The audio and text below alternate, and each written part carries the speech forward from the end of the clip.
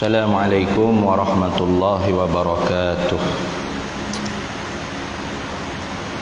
Ila hadratin Nabiyil Mustafa Sayyidina Rasulillah sallallahu alaihi wasallam wa ila kaffatil anbiya'i wal mursalin wa li azwajihi ummahatil mu'minin wa li ahli baitihi wa dhurriyyatihi wa ashabihi ajma'in wa thumma ila arwahi masyayikhina wa muallimina wa ulama'ina wa khususan ila ruhi syaikh musannif hadzal kitab wa usulihi wa furu'ihi wa man yantasibu ilaihi ajma'in syai'un lillahi lana wa lahumul fatihah.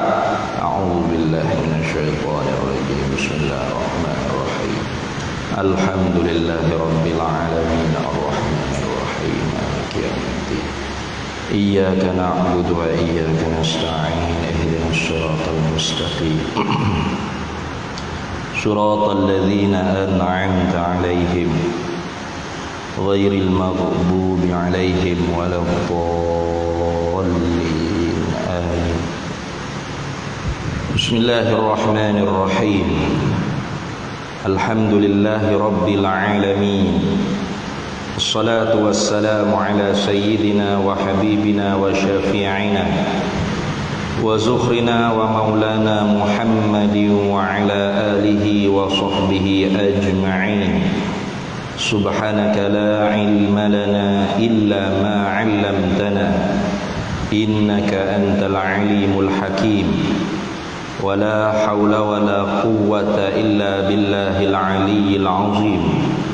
Allahumma aftah alaina futuhal arifina bika bil hikmah waftah alaina min ladunka ilma kama fatahta ala sayyidina Muhammadin sallallahu alaihi wasallam bihaqqi Taha sayyidil kaunaini wa jaddil hasanaini abil batuli wal qasimi. Rabbana aftah bainana wa baina qaumina bil haqq wa anta khairul fatihin. Rabbi shrah li sadri wa yassir li amri wahlul 'uqdatam min lisani yafqahu qawli. Saddid lisani wahdi qalbi bihaqqi jaddina sayyidina Rasulillah sallallahu alaihi wa ala alihi wa sahbihi wa sallam. Rabbi yassir wa la tu'assir wa tammim bil khair ya karim, amma ba'd. Faqala Imam Tirmidzi rahimahullahu ta'ala wa nafa'ana Allahu bihi wa bi'ulumihi fid dharaini amin ya rabbal alamin. Haddatsana 'Abd ibn Humaid qala haddatsana Affan ibn Muslim qala haddatsana Abdullah ibn Hassan al-Anbari an jaddatayhi Duhaybata wa Ulaybata an Qailata binti Makhzamah an Qailata. Ada satu riwayatnya an Qalilata, tapi ya lebih rajihnya nama sahabiyah. Ini nama sahabiyah, nama sahabat perempuan. Namanya ialah Qailata binti Makhzamata. Qalat ra'aitu an-nabiyya sallallahu alaihi wasallam wa alaihi asmalu mulayyataini kanata bi za'faranin wa qad naqadathu. Rawahu Tirmidzi wa qala Tirmidzi hadza haditsun hasanun. Alhamdulillah, para hadirin semua, kita sambung lagi muzakarah kitab Syama'il Muhammadiyah. Kita masih lagi dalam babu majaa fi libasi Rasulillah sallallahu alaihi wasallam. Bab yang telah datanglah pada bab ni beberapa hadis menceritakan tentang pakaian Nabi sallallahu alaihi wasallam. Ini sambung laginya kata Imam Tirmizi radhiyallahu taala anhu, haddatsana mencerita akan kami Abdu bin Humaidin, oleh Abdu anak laki-laki bagi Humaidin. Qala berkata oleh Abdu bin Humaid, haddatsana Affan bin Muslimin, telah mencerita akan kami oleh Affan bin Muslim. Qala berkata Affan, haddatsana mencerita akan kami oleh Abdullah bin Hassan, oleh Abdullah bin Hassan Al-Ambari, itu dibangsakan pada Ambari. Apa nama tempat kau wallahu alam lah. Al-Ambari. Kalau kira-kira Al-Anbar, Ambar ni orang panggil apa, kasturi itulah. Nah, Ambar dipanggil. Mutahikayu. Nah, itu dipanggil Ambar, Bawangi.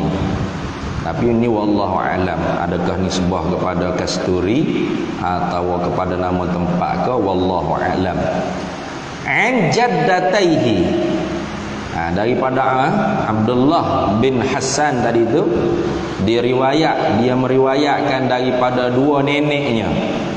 Siapa nenek dia? Duhaibah wa Ulaibah. Itu satu neneknya nama Duhaibah dan satu lagi nenek dia nama Ulaibah. Semua dengan sirah tasghir. Ulaibah, Duhaibah. Nama bagi dua orang nenek kepada Abdullah bin Hassan Al-Ambari. Nenek dia dua orang itu Duhaibah dan Ulaibah ni riwayat daripada siapa? An Qalilata. Satu riwayat kata namanya Qailata. Qailata binti Makhzamata. Qailah binti Makhzamah. Ini seorang sahabiyah, sahabat di kalangan perempuan. Yang kita panggil sahabiyah. Sahabat-sahabat Nabi di kalangan perempuan. Baik. Apa kata Qailah? Qalat, berkata ia Qailah, ra'aitun nabiyya sallallahu alaihi wasallam, telah melihat olehku akan Nabi sallallahu alaihi wasallam, wa alaihi, padahal di atasnya, di atas tubuh Nabi itu maknanya asmalu mulayyataini. Tuh ada dua lembar kain. Mulayyataini makna dua lembar kain. Dua lembar kain yang ditenun, yang dijahit, tetapi asmal mana usang. Tuh mana tidak barulah, warna dia tu usang, maknanya kain tersebut kain yang tidak baru, kain yang usang. Kanata, adalah kedua-dua mana mulayyataini tadi, dua lembar kain tenun yang dipakai oleh Nabi sallallahu alaihi wasallam tu biza'faranin, masbuk lah maknanya, dicelup, di dalam za'faran, artinya warnanya kekuning-kuningan. Za'faran ni lebih kurang warna dia macam kunyit itulah, warna kuning. Tuh macam ada apa, ayah kita pakai duk menyandar tu, lebih kurang warna gitulah, kekuning-kuningan. Itu. Baik.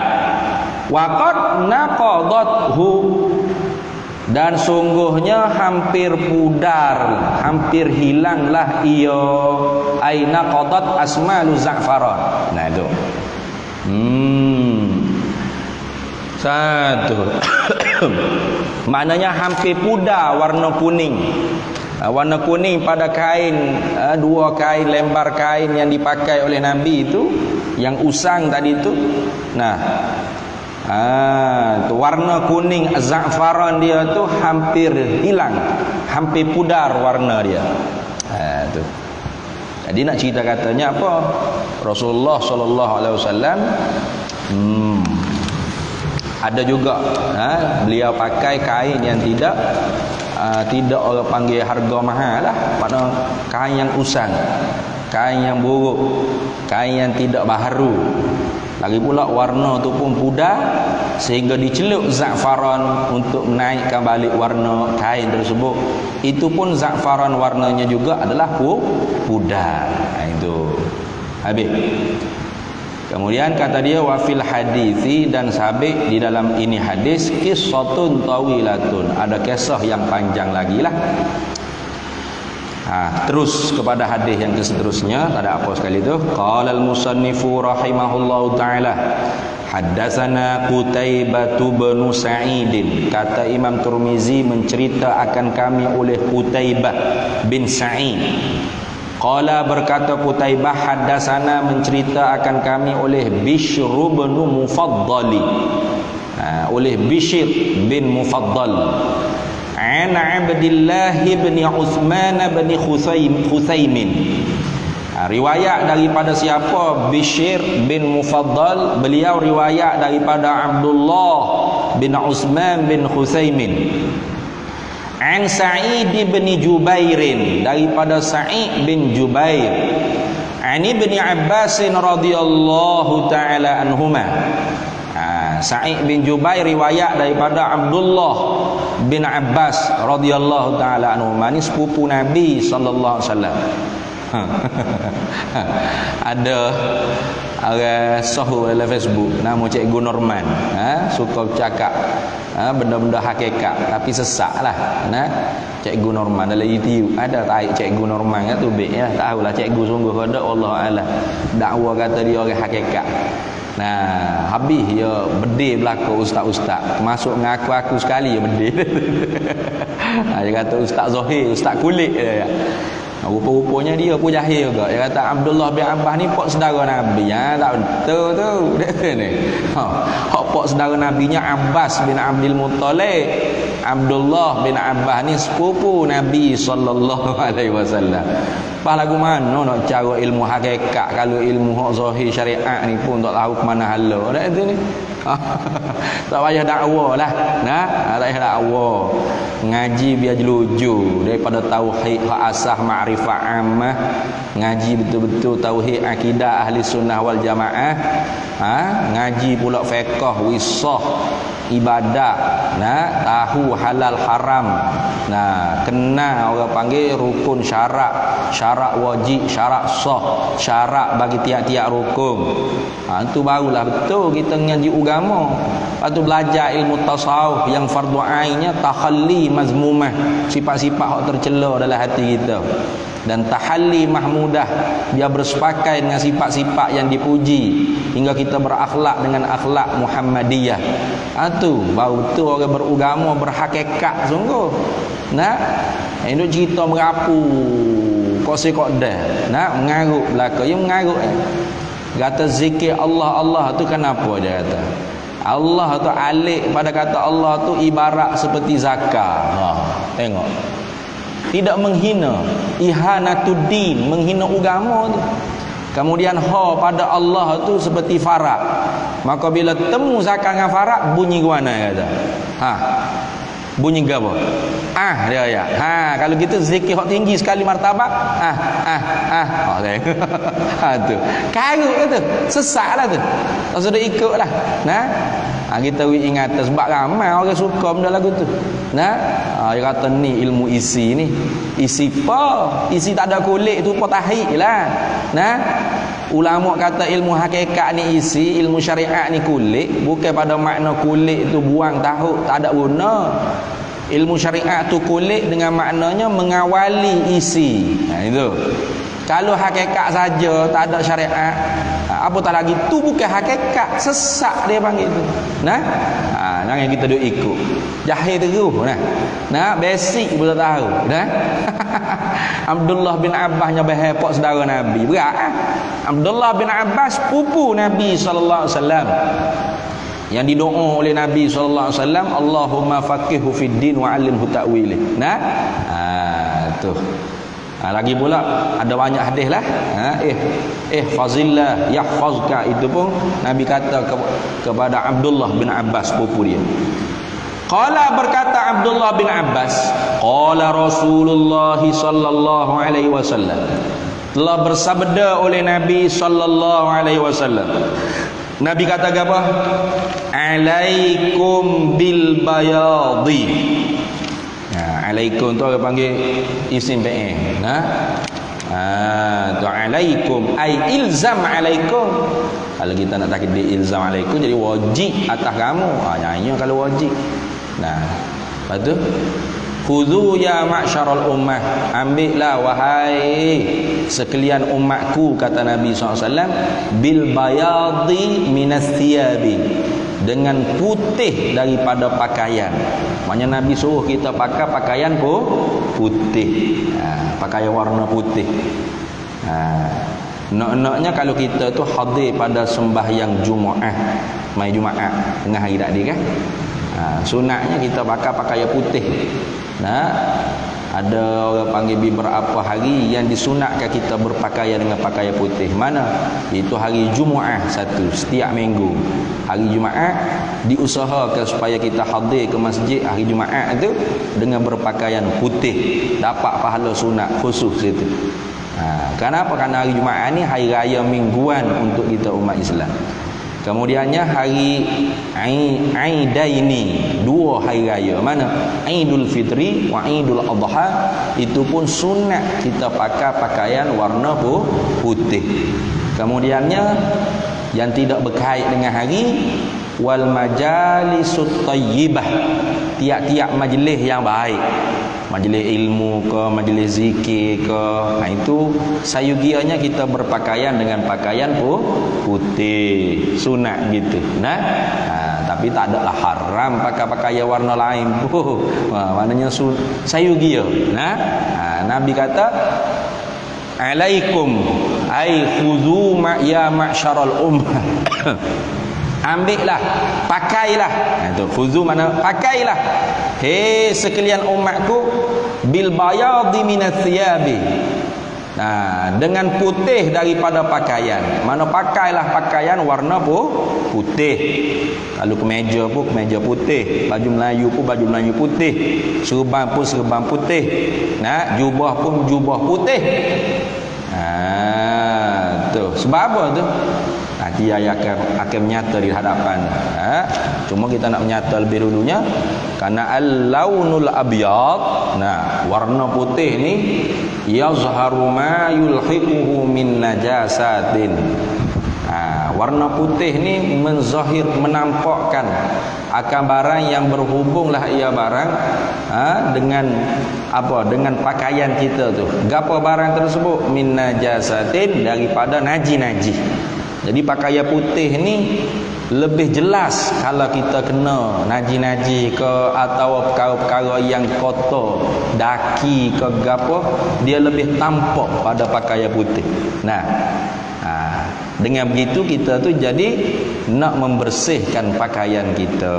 Nak menyucikan pakaian kita. Maka at-tuhuru syatrul iman. Maka kebersihan itu bahagian daripada iman. Islam sangat menganjurkan umatnya duduk dalam keadaan bersih. Bersih pada tubuh badan, bersih pada persekitaran, dan bersih pada pakaian. Maka pakaian yang paling menonjol menampakkan kekotoran, kalau kita pakai kena sesuatu yang kotor, sama ada nak daki ke, ikutlah. Nak lebih-lebih lagi najis. Maka pakaian yang berwarna putih lah yang paling menonjol nampak kalau kita terkena perkara-perkara yang kotor atau najis dari itu. Maka karena itu warna putih ni sangat digemari oleh Nabi sallallahu alaihi wasallam. Nah, kalau pakaian hitam gini, puluh-puluh tahun tak basuh, orang tak tahu. Tak nampak daki ke apa. Ada nampak? Tak nampak. Warna wanita. Kena gapo pun tak ada orang nampak warna hitam kan? 10 tahun tak basuh baju warna hitam. Sembuh minyak wangi je hari-hari, malah nak basuh. Padahalnya kalau warna putih ni kita lengik dah daki dia. 10 tahun tak basuh. Tapi oleh kerana baju warna hitam, tak ada siapa dia nampak. Jadi dia tidak menjaga kebersihan. Sebaliknya kalau dia pakai baju warna putih, nah, sehari ya baju putih ni. Nah, sehari ya kalau kita pakai, lekat dah daki atas belakang atas lekak ni. Nah, lekat daki, dok pun kena makan ni kalau kita makan cuma nampak kotor. Nah, atau terkena najis pun nampak jelas di pakaian kita warna putih. Maka membangkitkan diri kita tu untuk membersihkan pakaian. Maka kebersihan tu ialah satu tuntutan di dalam Islam. Itu satu hikmahnya. Lagi pula hikmah yang lain, at-tashabbuhu bil malaikati fi siyabi. Kita berpakaian warna putih ni ialah tasyabbuh, menyerupai dengan para-para malaikat pada berpakaian. Malaikat ni kalau mereka berpakaian, pakaiannya warna putih. Nah, begitu juga pakaian sebahagian ahli syurga. Nah, tapi warna kebanyakan penduduk syurga pakainya ialah akhdar, warna hijau. Nah, warna hijau tu ialah warna kebanyakan daripada pakaian ahli syurga. Bahkan pemuda-pemudi syurga banyaknya memakai pakaian akhdar, warna hijau. Tapi sebahagian yang lainnya pakaian ahli syurga ialah warna putih. Dan para-para malaikat juga berpakaian dengan pakaian warna putih. Maka kita berpakaian warna putih itu salah satu daripada tasyabbuh, menyerupai dengan malaikat pada segi pakaian. Maka Nabi kata aman tasyabbaha biqaumin fahuwa minhum. Barang siapa yang tasyabbuh, menyerupai dengan satu kaum, maka dia termasuk daripada kaum tersebut. Nah, kalau kita pakai pakaian orang Hindu, nah, pakai baju Hindu, kain pelekat Hindu, pakai selendang Hindu, lepas tu pergi ke mana? Pergi ke Batu Keh. Bila? Masa hari Taipusam. Siapa kita tu? Tak ada siapa-siapa, bukan pemimpin negara dah. Maka perbuatan tersebut perbuatan yang tidak menepati dengan syariat. Nah, melainkan dia seorang pemimpin negara, mana Perdana Menteri ke, atau yang di Pertuan Agong ke, atau wakil daripada Perdana Menteri ke, atau dia pemuka agama ke, dia hadir ke gereja contohnya pada hari Christmas, macam Syekhul Azhar, hadir ke gereja, tapi Syekhul Azhar tak pakai pakaian padri, dia tak pakai lambai salib, pakaian gereja dah, tetap pakai yang imamah Al-Azhar, jubah Al-Azhar. Tapi hadirnya Syekhul Azhar ke gereja tu kenapa? Sebagai solidariti ukhuwah wataniyah, sebagai solidariti saudara setanah air, saudara sewarga negara.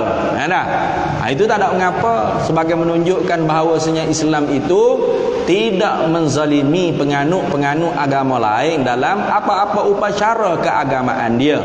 Nak kalau dia tu pemimpin, memanglah tasarraful imam 'ala ar-ra'iyah manutun bil maslahah. Hijaan program kepemimpin, tasarruful imam, hijaan pemimpin 'ala ar-ra'iyah, di atas rakyat jelata ni, manutun bil maslahah, mesti ada orang panggil terikatannya dengan kemaslahatan. Ada maslahat. Tu mungkin nak membendung fahaman ekstremis agama ke, maka seorang Perdana Menteri hadir ke rumah ibadat bukan orang Islam contohnya. Contoh seperti almarhum Tuan Guru Ni Abdul Aziz bin Ni'mat rahimahullahu ta'ala. bekas Menteri Besar Negeri Kelantan. Beliau juga hadir ke kuih, ke tokong, bahkan bersama dengan tokca Buddha. Tokca Buddha tu pakai ihram Buddha lah. Tapi almarhum tu Guru Nek Aziz tak pakai lah ihram tokca Buddha tu. Dia tetaplah pakai serban, pakai jubah. Tapi kenapa dia hadir? Karena dia pemimpin negeri. Tu pemimpin negeri. Mewakili bagi Duli Yang Maha Mulia Tuanku Sultan dalam menguruskan urusan-urusan undang-undang negeri. Maka dia nak menunjukkan bahawasanya Islam itu tidak menzalimi. Maka dia kemaslahatan, ada maslahatnya untuk dia hadir ke tempat-tempat seperti itu. Kita kena faham tu. Tiba-tiba kita bukan Perdana Menteri, bukan Menteri Besar, bukan siapa-siapa, Ustaz Kapung main ngajar Masjid Bandar Baru Sengabuluh sebulan sekali, sebulan 2 kali, kuliah Jumaat sekali, kuliah Maghrib sekali. Angin pakai baju tokca ke, pakai baju kuih Hindu ke, hadir juga kita meraikan. Tak ada apa-apa maslahat tu. Untuk apa awak hadir ke situ? Nak hadir tu pula pakai baju serupa dengan kaum tersebut. Tu bimbanglah kitanya, takut termasuk dalam jumlah hadis Nabi sallallahu alaihi wasallam, man tashabbaha biqaumin fahuwa minhum. Barang siapa yang tasyabbuh, menyerupai dengan satu fuak, satu kelompok, satu kaum, maka dia termasuk daripada kaum tersebut. Itu bimbang kita. Jadi tasyabbuh yang ada tasyabbuh yang dibenar, ada tasyabbuh yang tidak dibenar. Tasyabbuh yang dibenar ni iaitu tasyabbuh pada pakaian yang kebiasaan. Mana pakaian tu pakaian yang beradat pada satu negeri tersebut. Tak ada masalah. Macam kita pergi ke Amerika musim sejuk, takkan nak pakai jubah, pakai serban gini ni. Tentu dah pakai jaket tebal-tebal dah, pakai snorkel, apa sejuk. Serupa dengan mereka, enta min Amerika. Tu tak apa, karena Rasulullah nanti hadis yang terakhir ni dia akan cerita Rasulullah pakai jubah Rom. Jubah yang diperbuat daripada Rom, Eropah. Maknanya orang bukan Islam yang buat pakaian tersebut. Rasulullah pakai. Tapi pakaian tersebut bukan pakaian keagamaan. Bukan pakaian keagamaan, tak apa. Seluar selek, seluar jing, baju t-shirt. Kita baju t-shirt mana ada orang bukan baju orang Melayu baju t-shirt ni. Baju orang Melayu, baju Melayu lah, orang Melayu lah. Tengok ramai hantu ke berapa dalam filem dia mau buat, ada pakai t-shirt. Tak ada. Pakai seluar pun seluar baju Melayu. Baju pun baju Melayu. Seluar pun seluar baju Melayu. Tak ada t-shirt tak t-shirt, selek tak selek, jing tak jing, kok tak kok, tak ada. Kemeja tak kemeja, tak ada. Tapi pakaian-pakaian tersebut adakah pakaian keagamaan? Bukan. Maka boleh tak kita pakai? Tak ada masalah. Jangan pula kita tengok orang pakai kok, pakai necktie. Enta kafir enta. Hoi, kenapa saya kafir? Enta pakai kok. Kok siapa buat? Kafir enta. Kemeja siapa buat? Kafir enta. Seluar jing siapa buat? Kafir enta. Siap lagu tu. Nyanyo lagu tu kita. Dah ada dalam kitab tu. Ulama dulu kata haram pakai seluar, pakai baju, pakai kok, pakai necktie, pakai topi, cepiu dia panggil, cepiu. Ada, memang ada betul. Kitab tu ada, dan kitab tu tidak salah. Bukan kitab salah dah. Cuma anda yang membaca kitab tu barangkalinya tidak faham. Orang panggil fiqhul waqi', fiqh reality dia panggil. Sebab tu orang yang faqih, orang yang benar-benar tak faqih, faham agama ni, bukan hanya mampu membaca kitab, menakal hukum yang difatwakan oleh ulama-ulama silam, tetapi mampu untuk memahami kenapakah fatwa tersebut dikeluarkan oleh ulama-ulama tersebut pada zaman tersebut. Gitu. Kenapa ulama-ulama kita tu haramkan pakai cipiu, pakai topi sudu, tu pakai coat, pakai necktie, pakai seluar? Kenapa? Adakah kerana sudunya haram? Oh, berat lagu tu. Ada juga orang pondok yang kata haram topi tu sebab ada sudu. Kalau tak ada sudu, halal. Lucu jadi agama lah tu ni. Jadi lucu jadi. Hingga-hingga ada setengah-setengah madrasah pondok ni, kalau ada orang masuk dengan motosikal pakai topi keledar tu kan, ada cermin. Kalau ada cermin tu haram. Sebab apa? Menyerupai topi sudu. Ada sudu di depan. Jadi nak jadi halal ke mana? Buang cermin, barulah tak ada sudu, baru halal. Oh, pelik. Bila kita tanya di manakah dalilnya yang menunjukkan haram tu kerana sudu? Ada tak dalam Al-Quran ke dalam hadis Nabi ke haram sesuatu yang bersudu? Ada lagu tu?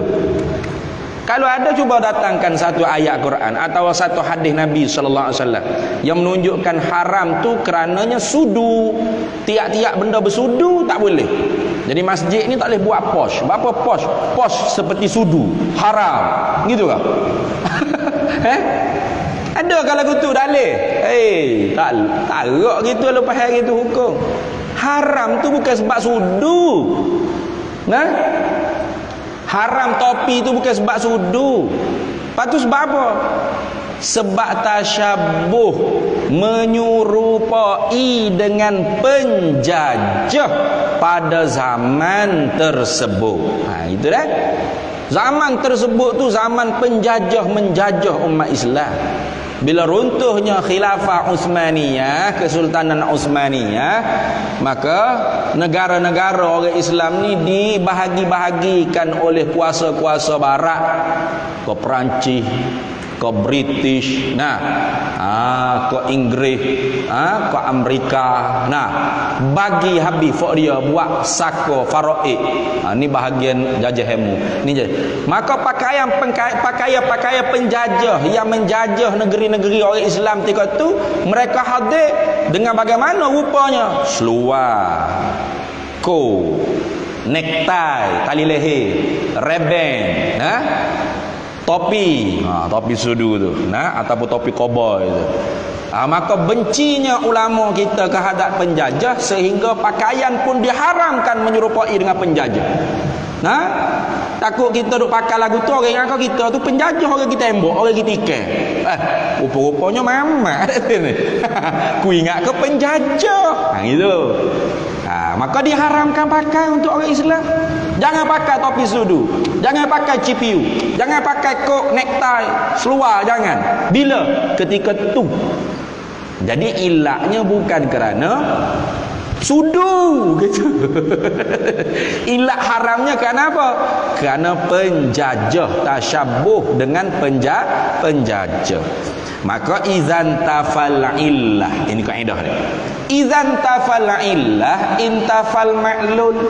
Bila ternafinya illah, maka ternafilah ma'lul. Ma'lul tu hukum dia panggil. Penjajah tak menjajah dah dengan sekira-kira zahir lah. Jajah dari segi minda, dari segi undang-undang tu memang diakui. Mana dari segi zahir? Zahir ni maknanya apa? Tentera Amerika contoh, bukan tentera orang Melayu dah. Bala polis orang Amerika belaka. Wak roblok gapo semua Amerika. Semua apa-apa saja semua orang dia belaka kerja dia. Tu maknanya zahir penjajah. Maka dak adalah sekarang ni. Hok jadi polis ke apa anak-anak kita belaka orang Melayu. Jadi askar ke apa anak-anak kita orang Melayu belaka. Warga negara belaka. Maka sekiranya zahirnya penjajah tu sudah pun akak punggung, akak kaki keluar daripada negara. Maka idzan tafal illah. Tak ada dah, penjajah lagi dah. Intafal ma'lul, maka ternafilah hukum keharaman tadi. Gitu. Maka kita pakai seluar, ni ada tutup guru pakai seluar dah. Pakai coat, pakai necktie, Kadang-kadang pakai topi ada. Panah duk kebun pakai topi sudu. Tak apa lah, muka tak ada hal dah ni. Itu lah. Jangan. Ni masalah. Ada lagi tutup guru kita tu yang kata haram lagi zaman law ni pun tak kira lah. Dia kata haram sampai ke kiamat. Tu. Marah ke saya nya siapa tak selesai mari majlis muzakarah alim ulama dan asatizah Nahdlatul Ulama Malaysia kita buat di Kelana Jaya itu. Sebab apa? Sebab merajuk. Merajuk kerana apa merajuk? Tak suka dengan saya punya pendapat tentang topis sudu. Memanglah bagi saya untuk orang awamnya topis sudu ni tak ada hal lah, harus dia nak pakai. Tengok sebab apa dia nak pakai. Panas, nak lindung daripada matahari ke apa, ikut suka dia nak pakai, tak ada masalah.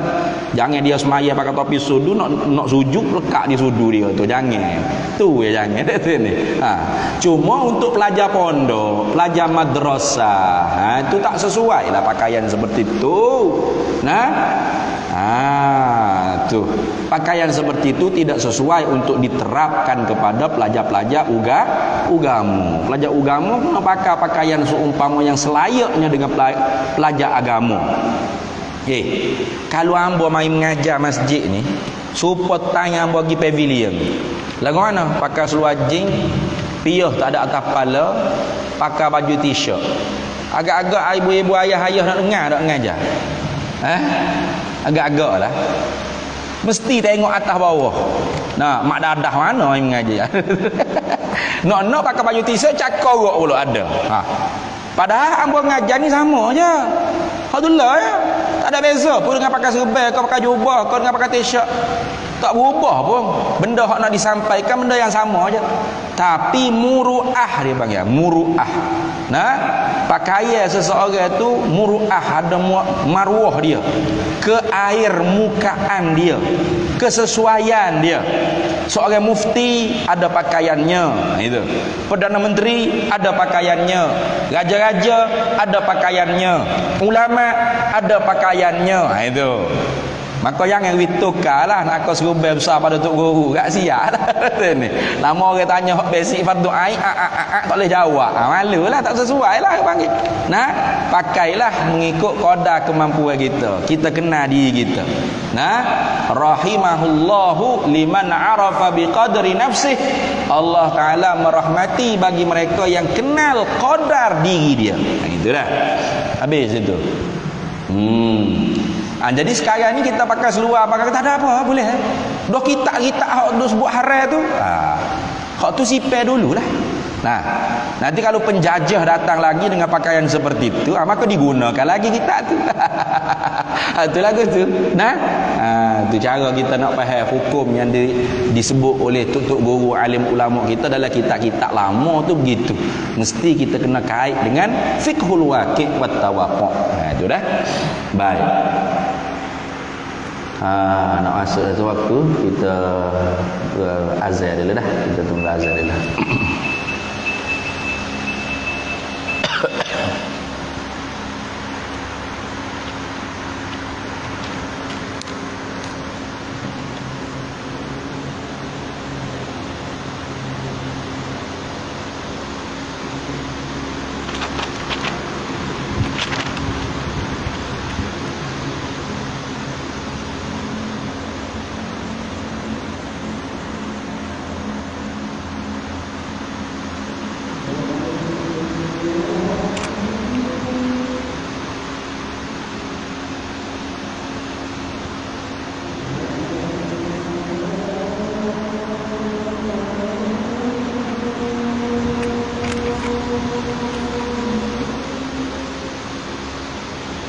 Allahu Akbar, Allah.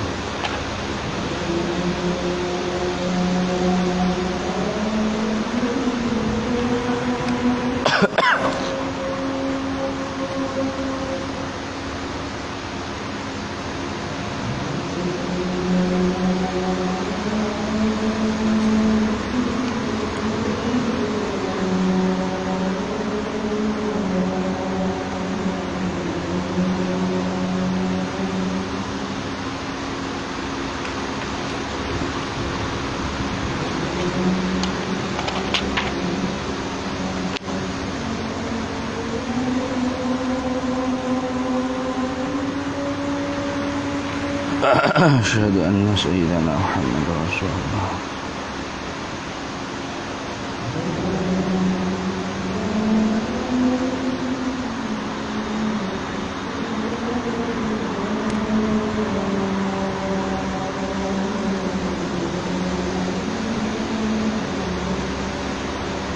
Asyhadu anna Muhammadar Rasulullah.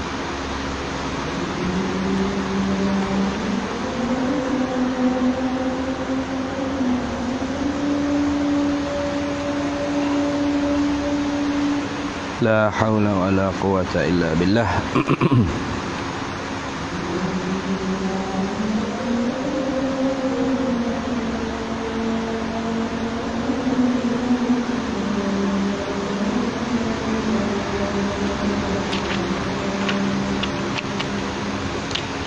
La haula wa la quwata illa billah.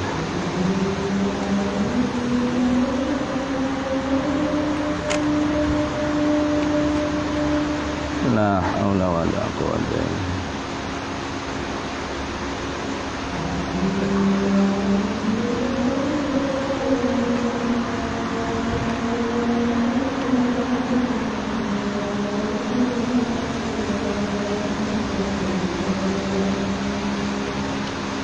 La haula wa la quwata illa billah.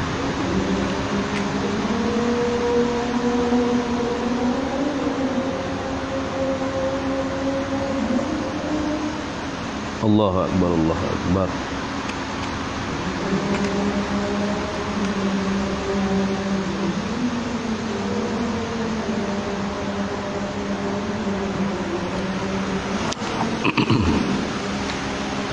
La ilaha illallah sayyiduna Muhammad Rasulullah sallallahu alaihi wasallam. Allahumma rabb hadhihi ad-da'wati at-tammah was-salatu al-qa'imah آتي سيدنا مولانا محمدا الوسيلة والفضيلة والشرف والدرجة العالية الرفيعة وبعثه مقاما محمودا الذي وعدته إنك لا تخلف الميعاد.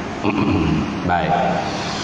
Jadi janganlah kita tu memakai pakaian agama bagi agama yang lain. Jangan. Nah. Itu haram kita pakai pakaian keagamaan orang Kristian, atau kita pakai pakaian keagamaan orang Hindu, atau kita pakai pakaian keagamaan orang Buddha. Itu haram, tak boleh dah. Tuh. Apatah lagi gina ke kuih pada hari Taipusan. Hal keadaan kita tu bukannya seorang pemimpin negara, bukannya wakil daripada pemimpin negara, hanya tokoh daripada tokoh politik kepartian. Apa maslahatnya pergi tu? Apa maslahat? Maslahat negaranya apa? Dia kalau maslahat negara ni mestilah orang panggil Perdana Menteri atau Menteri Besar kalau orang panggil negeri. Itu orang panggil maslahat negara, maslahat negeri. Husnul tadbir, itu politik. As-siyasatu syar'iyyatu hiya husnul tadbir bi riayati syu'uril ummah fi dakhil ad-daulah wa kharijaha wa riayati maqasid syar'iyyah al-kulliyah al-kulliyah al-khamsah. Itu dia panggil politik. Keelokan dalam menyusun atur pentadbiran satu buah negara dengan sekira-kira menjaga perasaan-perasaan manusia yang berada dalam negara, muwatin dia panggil warga negara, dan menjaga hubungan diplomatik dengan negara-negara yang lain daripada luar negara, dan menjaga maqasidus syar'iyyah yang kulliyah yang 5 tu. Itu dia panggil politik. Itu dia panggil siasah syar'iyyah. Tu apanya orang panggil maslahat kita? Tak ada maslahat apa, melainkan zaman kita jadi Perdana Menteri. Melainkan kita jadi zaman kita jadi Perdana Menteri, kita hadir. Tak ada hal lah atas wajah sebagai pemimpin negara, kerana tasarruful imam ala ra'iyah manutun bil maslahat. Ada kemaslahatan. Apa maslahatnya? Barangkalinya supaya orang-orang penganut-penganut agama Hindu tidak mengatakan bahawasanya orang Islam di sini zalim, menekan, tidak meraihkan, orang panggil memberi kebebasan untuk mereka untuk menyambut hari raya mereka dan sebagainya. Ikutlah maslahat tu banyaklah dipandang orang pemimpin kita tak tahu. Itu ni.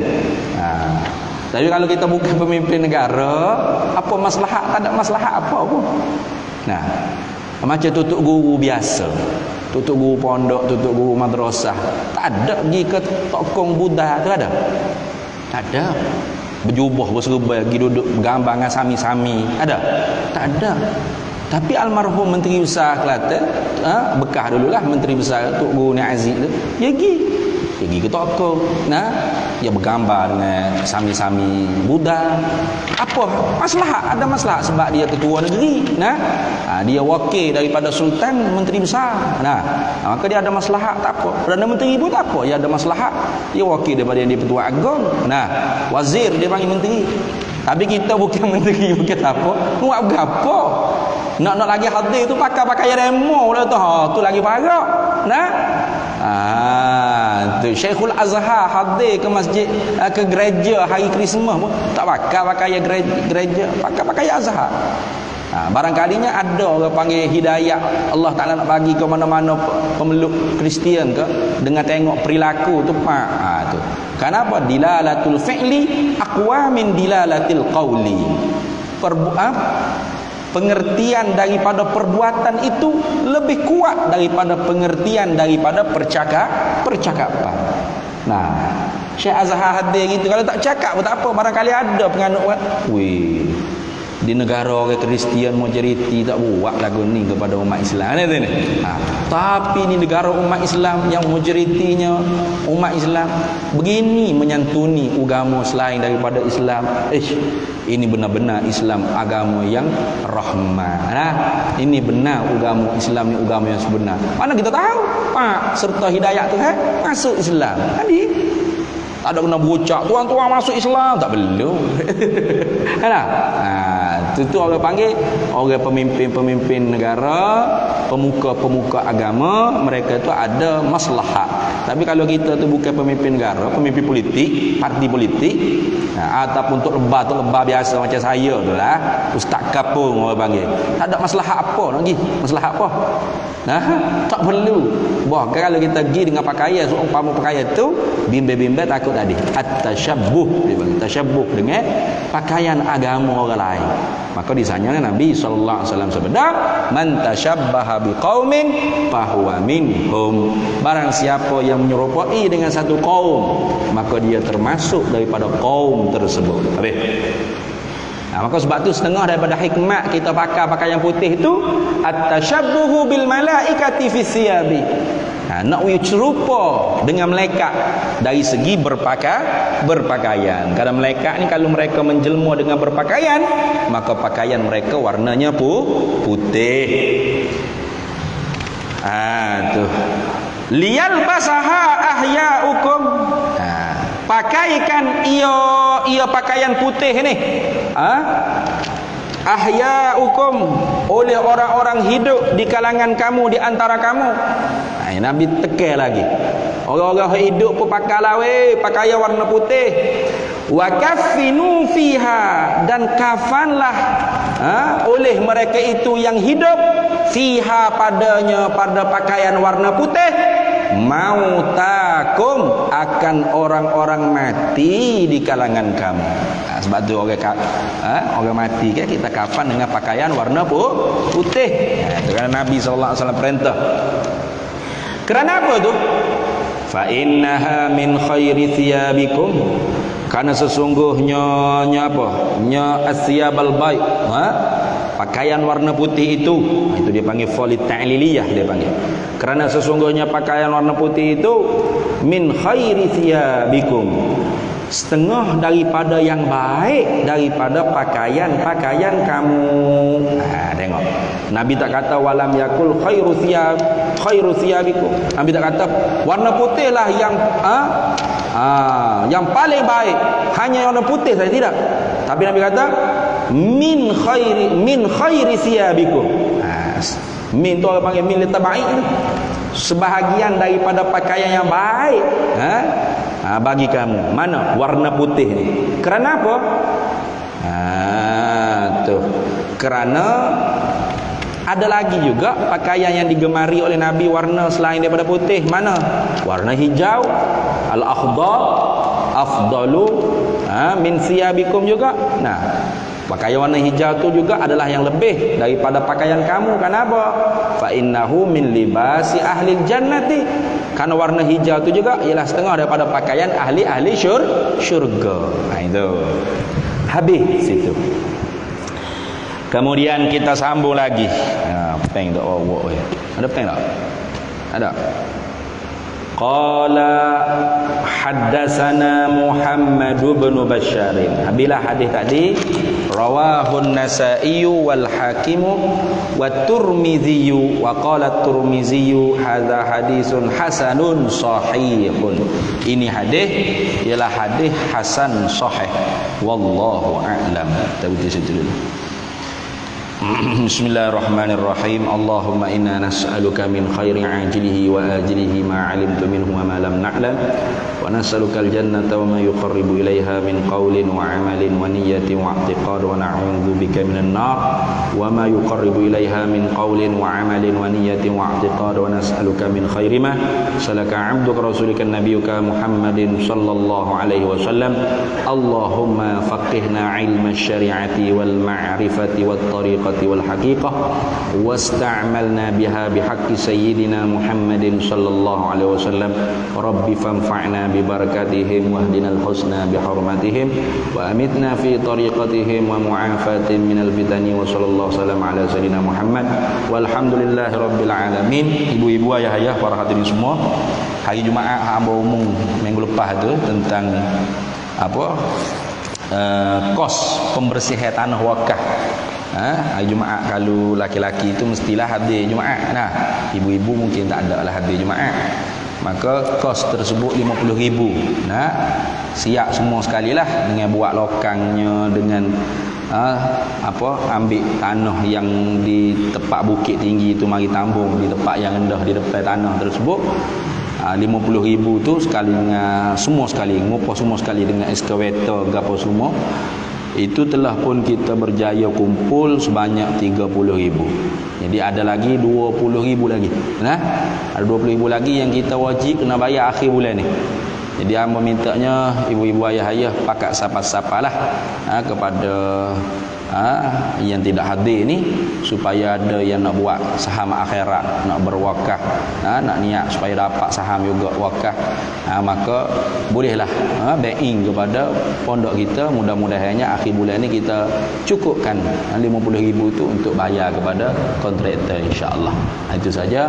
Wallahul muwaffiq ila aqwamit thariq. Wassalamualaikum warahmatullahi wabarakatuh.